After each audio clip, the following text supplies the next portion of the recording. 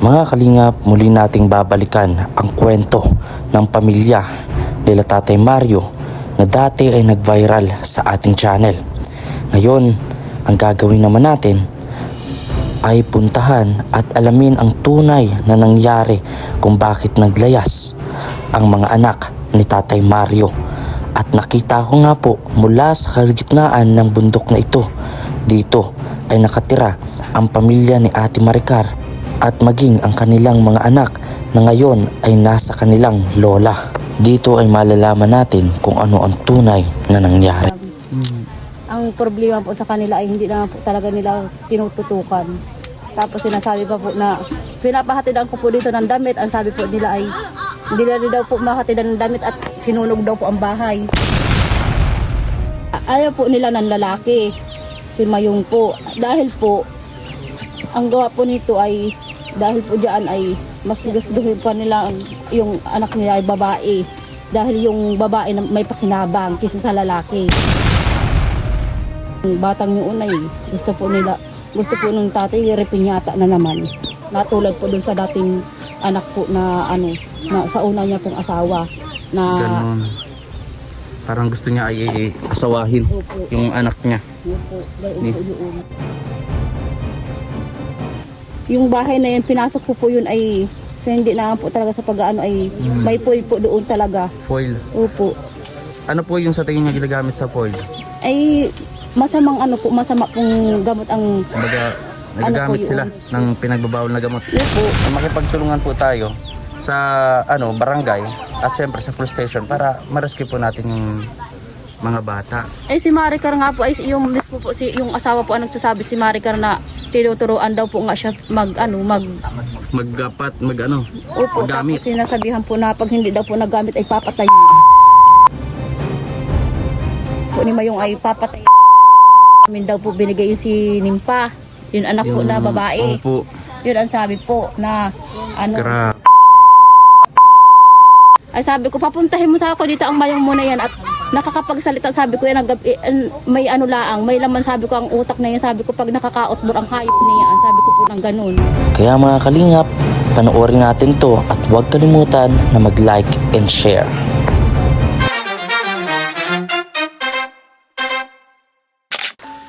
Yes, hello po mga kalingap.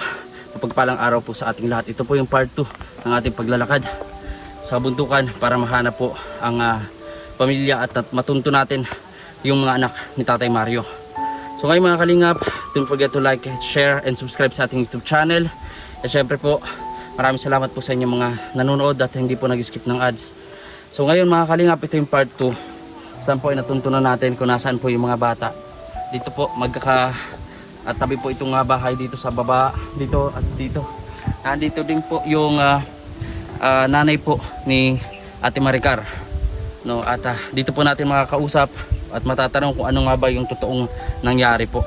No, panoorin po natin to and don't skip ads po mga kababayan, mga kalingap. Samahan niyo po ako and salamat po kay tatay naghawak.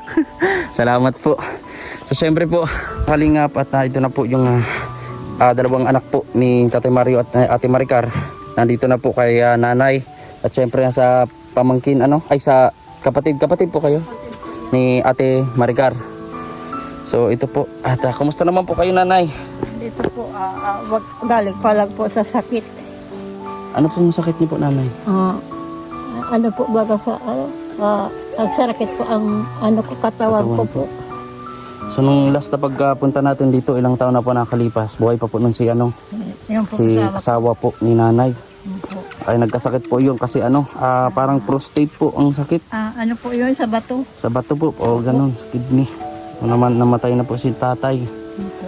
So dito po nanay, bilang ikaw po ang lola po ng dalawang batang ito, at nakapagsabi nga po sa akin na itong mga apo niyo po ay nasa barangay din noon, pumunta sa barangay po nakuha ng mga barangay official. Nakuha po ito ng barangay po, pinabayaan po ng mga papa niya at mama niya. So sa tingin niyo kaya nanay, ano po yung naging dahilan bakit itong mga anak nila ay Pinabayaan na po nga na Ano po, kundi po nga nakuha ng mga barangay tanod, ay di, wala na po, hindi naman po hinanap ng mga magulang. Pagdating po dito, ay inintriga na sa amin, tinanong daw po nga ito, saan anyang ikaw mauwi, tutoy? Doon po aya kay Lola, saan po anyang Lola? Doon po sa kabkabin. Ay di hinapsad man po ng mga barangay tanod po. Nakuha daw po, malapit na po daw sa Batubalani. Ilayo na ho, naglakad itong dalawa. Opo, layo. galing daw Panganiban. Ibig sabihin po, no, yung sa larap po yun, ano, Panganiban pa po, doon nag-stay sila tatay, pati itong mga bata, at nag-bless po. Grabe. So ilang araw, ibig sabihin po yung bata, naglalakad-lakad, makauwi lang dito. Opo, nakuha daw po na salubong daw po ng ano, tinanong-tanong daw po nga kung taga saan daw po. Ito naman po daw ay punta daw po nga sa akin. Sabi. Nakakapagsalita po sila ng ano. Mahihain po nga Mahihain. yan. Ang isa naman po ay hindi nakakapagsalita. Ito po ay di nakakapagsalita. So, nakausap niyo na po ba noon si Ate Maricar? Yung po tatay po nagpunta dito, sabi daw po nga nakasama po nga yung naghatid.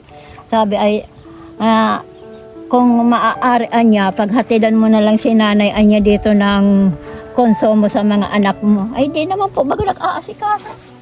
Wala po talagang pakialam na sa mga bata. Wala po pakialam. Nung may patay po nga doon nga na dalaw po kami nga doon ay hindi man lang po nga tinanong na, ano tutoy, kumusta ka na dyan karalula mo?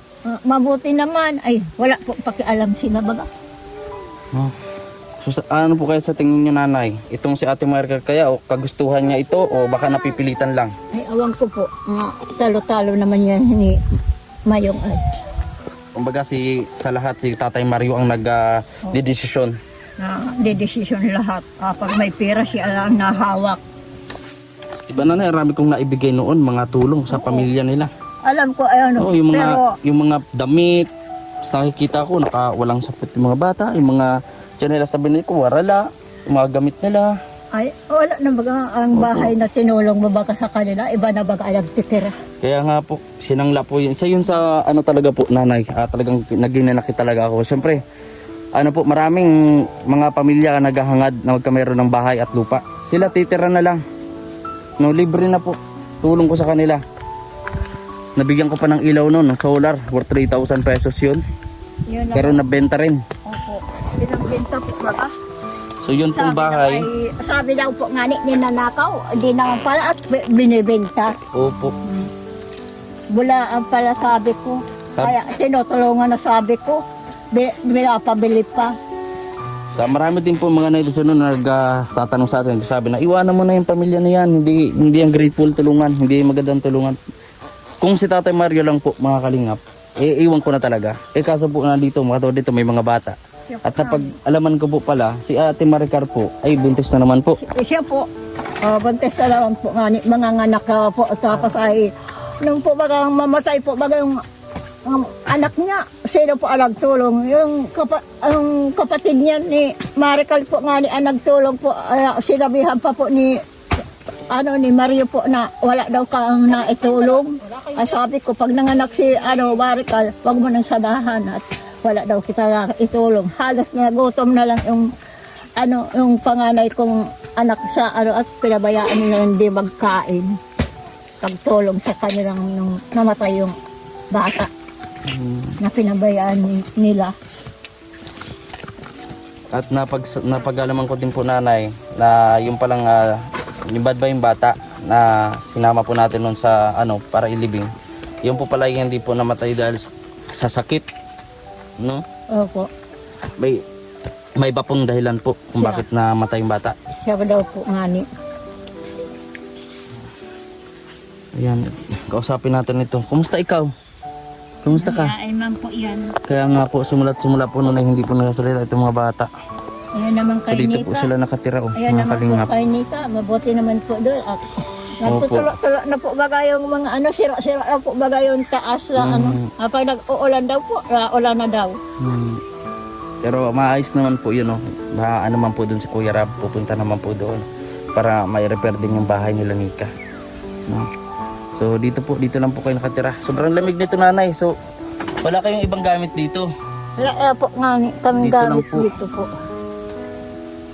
Ayan. Wala lang po nga ni ang May gamit kunti namin. tayo ditong dala, mga kalingap. At makakain po nila. Mamaya mga kalingap, ay meron tayong kausapin. No? Ito po ay yung kapatid po ni Ate Maricar po. No? So dito mga bata, oh. May mga bata din po dito. Oh. Dali, nanay, pagsalusaluhan yan. Ito nanay. Oh. Ito po. Meron dito nanay na inka na pang-ulam. Tapos may noodles. Tama-tama pagka uulan. Oh, inom ka muna ng tubig. Oh, inom ka muna ng tubig. Laglag ano ka sa ano. Ako naman. Kawawa itong mga batang, itong mga kalingap. Naglakad pala po. Ito nang napakalayo para lang umuwi dito sa lola. No? Ayaw na At- lang po daw sila mag-uwi sa magulang nila. Dito na lang po daw nga ni siya sa akin. Ano po kaya? Sinasaktan po kaya sila? Awag ko po at noon po baga ay nagpurunta po yan dito. May mga may ano po tinapay yan po. dito. May mga tama yan ng mga palo yata yan ng ama. Parang nila, Ano Minamaltrato po nga talaga. yan, naka-video yan sa cellphone ni Noemi noon. Ayan po. Magmerienda mo na po kayo nanay. Ako po. Itong mga bata. Ay, ako po ay Hindi po bagong nakapag- pigil ano, pa lang si po nanay. nga ni ako. Ganito po ay ang ano po. Kain ka. Ay, mga bata pa doon ate. Ito kayo ate. Opo, bibigyan na lang po yun. Kuya, mag-ano po na kay kuya. Oh, na ito. So, talagang Kain na kayo. nakaka po habag itong pamilyang ito dito sa bundok po, dito sa Paracale. Kabkabin kung tawagin. Lalo at itong mga batang ito nagawa na maglayas at maglakad ng siguro butil ito ng di natin alam kung inabot ng isang araw sa paglalakad o kung natutulog na sa kalsada para na makauwi dito sa lola nila. Takot na takot Dito no? yung tinatibay. ng barangay po. Grabe. Ibang barangay pa po ang nakapaghatid. Hindi po itong yun. Sa Bagong Bayan. So, ayun mga kalingap. Ayan o. So, kausapin din po natin yung kapatid po ni Ate Maricar na makakapag-kwento din ng buong detalye Sa daw ni Kuya. at makausap natin. Dito tayo pa, hawakan ng So dito po mga kalingap, ito lang yung gamit nila. So nakakaawa po, lalo yung bata doon na babae, hindi natin alam. Ayan. Ate, magandang hapon ate. Ako po si Kim po, yung tumutulong po sa pamilya nila Tatay Mario at sa mga bata. Ngayon nagulat ako na napanood ko po sa isang vlogger, pumupunta sila dito, pati yung mga bata. No, at narinig ko din yung sinabi mo din doon. Pwede mo bang ano pangalan niyo po pala ate? Noemi po. Ate Noemi. Pwede mo ba na sabihin sa akin kung ano yung mga nalalaman mo at kung bakit naglayas talaga mga batang ito? Naglayas po yan at dahil pinapalo po ng magulang. Tatay na lang po ang nagpapalo po dyan. Yung kapatid ko po si Marica, hindi na po namamalo. Yun lang po si Mayong po ang namamalo dyan. Yung magulang po lalaki po talaga namamalo po dyan. So, Dahil daw po makukulit. mhm. Makukulit po at mga bata ka po yan, hindi po nila naiintindihan. Sila po dapat nakakaunawa dahil sila po ang magulang. Mhm. Ang problema po sa kanila ay hindi na po talaga nila tinututukan. Tapos sinasabi pa po na pinapahatidan ko po dito ng damit. Ang sabi po nila ay hindi na rin daw po mahatidan ng damit at sinunog daw po ang bahay. Ang sabi ko na po, Sinunog oo. ni Tatay Mario ang bahay nila. Hindi po yung mga bata Ay, daw po, kaya wala daw po maihatid. Ang sabi ko naman po, kung sinunog ang bahay, ay sabi ko, mga hangal kayo dahil anak ninyo pinagkakatiwalaan ninyo. Sabi ko ng gayon po. Ay di, ang sabi daw ay, simulat noon, sinabihan po sila ng isang yung kasamahan nila nung taga-Gumos yata yung barangay Tanod po, na magbigay ng konsumo dito kay mama. Hanggang ngayon po ay wala po binibigay kay mama kahit ni po bago wala. Ilang na po, linggo na ang simula nung hindi po pinupuntahan yung mga bata. Mag-ano na po yan dito, magtatatlong buwan na po yan ngayon po, ni July. At hanggang July ngayon 25 po, wala pong paramdam. Wala po. Kahit man lang magpadala. Wala po. Nakita po namin nung patay po ang tiyahin namin po dyan na nakita po namin doon sa baba, sa Paracale po, sa may po, sa may doon po sa may Bagong Bayan po. Eh ngayon ka po ay hindi naman po nila pinapansin. Hindi naman po baga pinansin ng ama. yung mga bata. Opo, hinayaan po nila na. Ano kaya po, ate, yung bakit, di ba may dalawa pa doon na iniwan, no? Mayroon pa Isang bunso, tapos yung babae. po. Opo. At nasabi nyo nga doon sa isang video na mas may pakinabang yung babae po. kaysa sa lalaki. Tama po yun, ang sinabi ko po yun, dahil po talaga ayaw po nila ng lalaki, si Mayong po. Dahil po, ang gawa po nito ay, dahil po dyan ay, mas gustuhin pa nila yung anak nila ay babae. Dahil yung babae na may pakinabang kaysa sa lalaki. Ang gugustuhin ko na po, yung lalaki po, ang mas mayroon pong pakinabang sa magulang. Ay ayaw po nila dahil sa totoo lang po talaga ay hinahabol po nila yung paglaki po ng batang yun ay gusto po ng tatay repinyata na naman. Natulad po dun sa dating anak po na na sa una niya pong asawa na Ganon. Parang gusto niya ay asawahin Opo. yung anak niya. Opo, gayon po yun. Yung mga kalingap, no. Di ko po, sa tagal ko po na tinutulungan ang pamilya nila Tatay Mario. At talagang marami na din ako naririnig katungkol nga sa ugali ni Tatay Mario. Pero pinagsawalang bahala ko natin. Kasi para sa mga bata, gusto ko magtuloy-tuloy yung tulong sa mga bata. Yung nga pong bahay ninyo po ay Oo nga po. ipapagbili na po daw. Sabi, madami po nagsasabi na ipapagbili po. Pinag-anuhan po yun, sa hindi naman po talaga sa totoo lang po talaga ay sa ano po ay ako din po nakakapagsabi po ay may baygwar po kayo na binigay doon. Pinabili po yun. Tapos po mayroon po yata din kayo doon na yung bahay na yun pinasok po yun ay so hindi naman po talaga sa pag-ano ay may foil po doon talaga. Foil. Opo.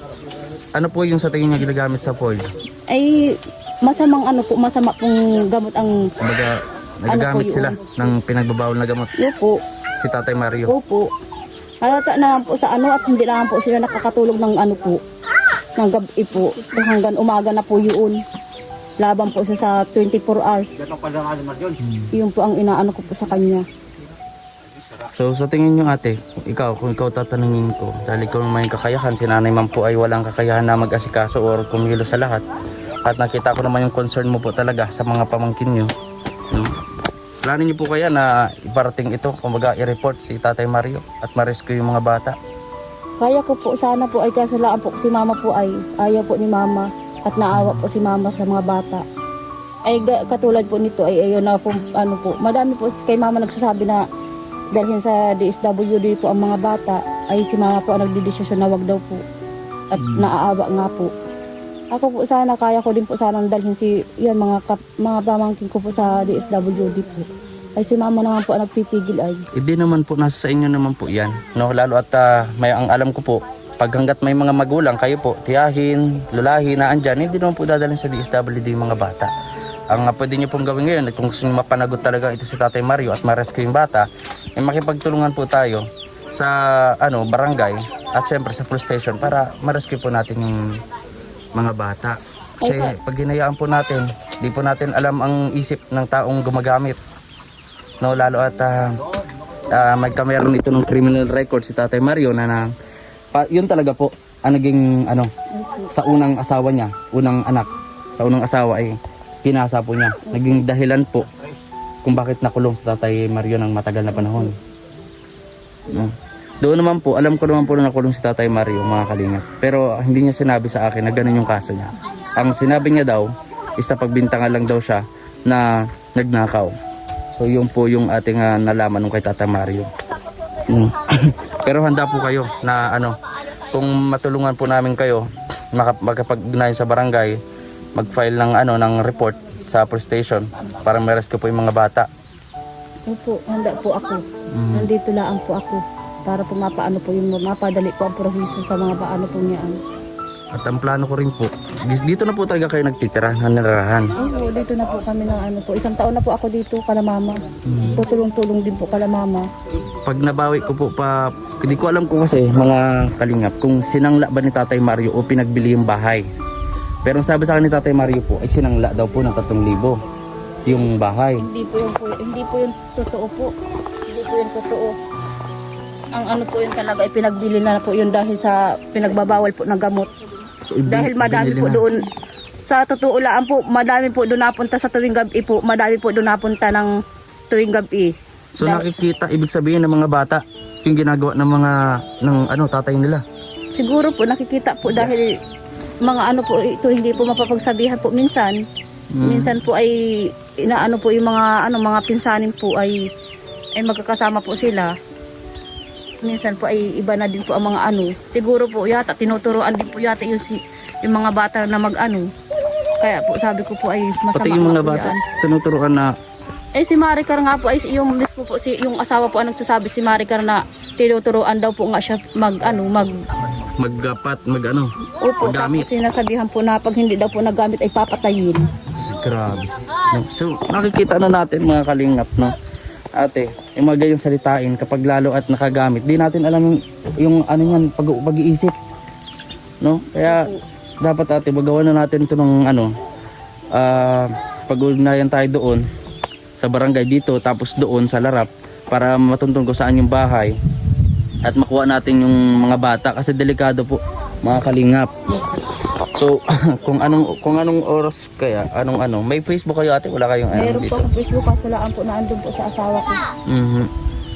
Wala pong, may signal po ba dito ate? May signal po dito ang globe kaso lang po ay awan ko lang po pag nagtatawag po ay siguro na po ay hindi na po yata dito makatawag at gawa na po mahina po ang signal. Doon po sa taas po mayroon po sana.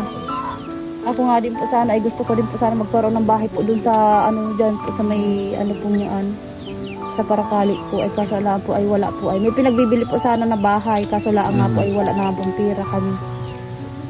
Layo po kasi nito ate, no? Gusto ko din po sana papag-aralin po sana yung mga bata at dahil po yung na iniintindi ko lang po yung register po na niyaan. Para po ko po sana yung dalawa kong mapapasok na din po sana yaan. Isa rin po yan, Kinder po sa kala kinder. Tatay Mario yung mga anak niya. Hindi pa Na ilang beses ko po yan na sinabihan, sabi ko tutulungan ko sila. Pero ako naman po, tutulong naman po. Paano naman kung yung tinutulungan mo man, hindi naman desidido na kumilos. No, pag-asikaso ng birth certificate para pag-aralin yung mga bata. Parang ayaw na, walang plano si Tatay Mario sa mga anak niya. No? Walang man lang pangarap para sa mga anak. Ayaw pag-aralin. Kaya ganyan, nakita po natin, no? Parang gusto niya itulad sa kanya na illiterate. Sabi ko nga po, pag may pera nga po. Sabi ko nga po kung may pera-pera laang po talaga. Kaya ko po yung pa-restorahan po yung Adrian po na yan, nakakapagsalita po na yan si Adrian po. Dahil po yung pula po na yan ay may i-restore po yung kay mama. Yan na lang po si Adrian ay walang restore. Alam naman po ng kapatid kong panganay kung kailan pinanganak, kung kailan niya ang birthday. Kaya ko po yung pa-restorahan po sana sa Paracali. Ang problema ko po nga, pera nga po ang wala. Yun nga po ang inaano ko po. Kaya ko po sana paaralin po yung mga pamangking kong niyaan. Ay katulad po noon. Kaso yung mga magulang po ang hindi kumikilos. Kinukuha ko pa din po yung isa pong niyang kapatid. Ay yung kapatid po niya, anak ni Mayong po. Yung babae po. Tapos nung naandito po, mahigit po yata 1 buwan sa amin. Ang sabi daw po ni Maricar ay sa amin ay sabi daw po ni Mayong ay papatayin daw po kami pag hindi namin daw po binigay si Nimpa. Yung anak po na babae. Opo. Yun ang sabi po na Grabe, papatayin daw po kami. Ay sabi ko, papuntahin mo sa ako dito ang Mayong muna yan at nakakapagsalita, sabi ko yan, may may laman, sabi ko ang utak na yan, sabi ko pag nakakaotbor ang hayop niya yan, sabi ko po ng ganun. Hindi na po sa pag-ano. Ay sabi ko, ay sa sobra pong galit ko, sabi ko, hindi niya nga, sabi ko kayang pag-aralin, wala pa nga sa akong birth certificate ang mga bata. Bakit sabi ko kaya niya pag-aralin yan? Iyan pong pula na yan, 11 na po, yan. Tapos itong Idrian po ay 10. Grabe. Sabi ko dapat nga po nag-aaral na po yung 3 mga anak nila. Ay hindi na po nag-aaral pa po. Ni Gawa kinder, di po may daycare, hindi po nakatungtong sa Hindi pa po. paaralan taga yung mga bata. Ako po kaya ko po sana magpaaral ng mga pamangkin ko. Ang problema po talaga ay si Maricar po sa kasi Mayong po. Yun po ang inaano ko po laang ay. Tapos ate, di ba sabi ni nanay kay meron ka daw ebidensya o video kung saan ay minamaltrato yung mga bata? Meron pa ako na andun po sa dahil po nung time na punta po yan dito na hinatid po ni Mayong po. Yan po, yan nakakulay itim po na yan. Meron po yan meron po yung sugat. Ang tanong po kinausap po yun ng kapatid ko na panganay at nagpunta po dito, sabi daw po, inaano ka ni papa mo, pinapalo daw siya ng hose, tapos sinususuan daw siya ng ng sigarilyo. So confirm nga kasi noon po. Pinicturean ko po yun, na andun po sa akin sa sa cellphone ko po. Wala po dito ang cellphone ko ay dala po ng asawa ko at gawa ng china-charge. So noon po, nakahalata na din ako niyan, sinabi ni po yan ni Nika, ng kapatid po nila, no, na sinususuan ng sigarilyo. Pero tinanong ko yung kay Tatay Mario, palagi niyang dinideny. Nakitaan ko yung mga bata dito sa likod, tapos dito. No, kitaan natin ng ganon. Kaya, Hindi po yun totoo. Dahil naman po talaga sa kanya po yan, dinideny niya po pagkasalanan niya. Lahat po yan, hindi daw po galing sa at malilikot daw po ang mga bata. Kung malikot po ang bata, dapat po sa kamay, hindi po sa likod. tapos sinususuan pa ng Opo. sigarilyo. Upos ng sigarilyo po mga kalingap. No?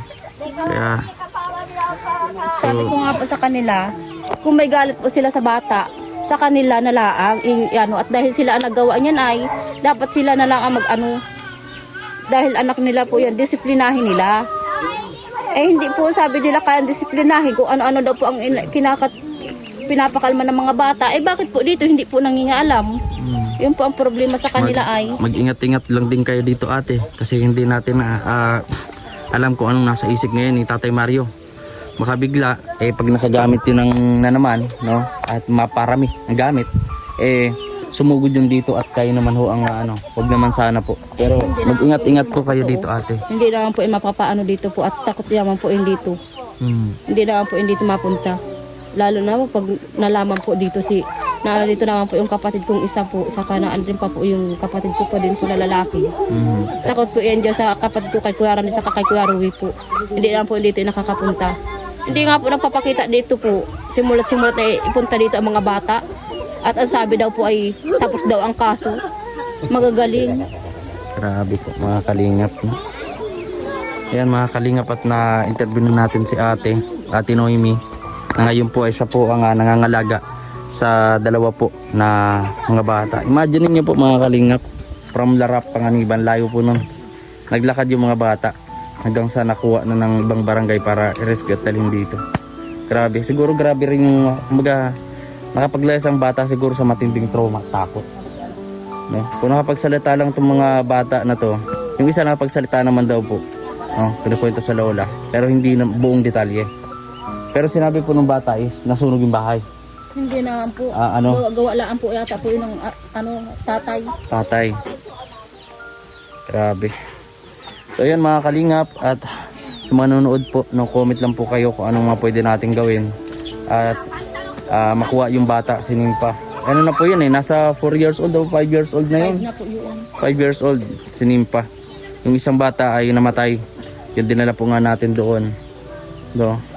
At ngayon na naman po ay buntis na naman po si Ate Maricar. So ayun.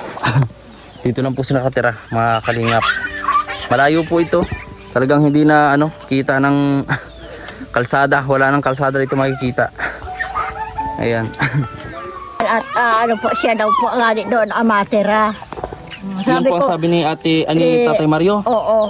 Pag naigi yung bahay, palalayasin sa Ate Papalayasin Maricar. daw ang mag-ina nito. Ay bakit naman sabi ko kung papalayasin ay hindi naman yung sa mag-iina nila pinagawa sabi ko na Kuya Ram. Grabe talaga Sabi daw po nga ni. So, hindi po yun papaalis. Kasi unang-una, pinangalan ko po yung lupa na yun kay Ate Maricar. May pirma po din Ate Maricar. Nasa akin po ang papel, nanay. Pag po kayo kasi doon po yun. Kahit ibinenta yun, makukuha pa natin yung bahay na yun. May nakita po ako doon ay babae pong matabaan na kikita ko po doon sabi daw ay tinanong ko po siya. Sabi ano ba sabi ko Mario, pinabili naman ninyo ang bahay na yan na pinagawa sa inyo. Sabi daw hindi po anya mama, pinapaarkilahan ko lang. Baka sabi ko lang bumulaan kayo. Kayo yan pag pinabili ninyo yan, nakakasuhan kayo niyan. Sabi ko gayaan. Di daw po at sabi daw pinaarkilahan lang po daw. Sabi ko, awan ko, di ko alam. Kung talagang nagsasabi kang totoo. Sabi ko, sayang, binigay na nga sa iyo. Makatapos na tulungan ka, tapos ibibinta mo. Ako sabi ko ang tutulungan ng gayaan. Sabi ko, mamahal-mahalin ko. Sabi ko ang gayaan. Laki nga po yung bahay ng paggawa po eh. Bukari ay kinakantyawan pa ko sinikat. Malaki pa pa. Anya, bunso, anya ang bahay ko. Ayaki sa'yo. Ay kahit anya, kuya, anya, malaki ang bahay mo. Basta mayroon naman aya ako natirahan. Oh. Parehas naman anya. Hindi mo aya. Kung di ka anya, kung hindi anya kami.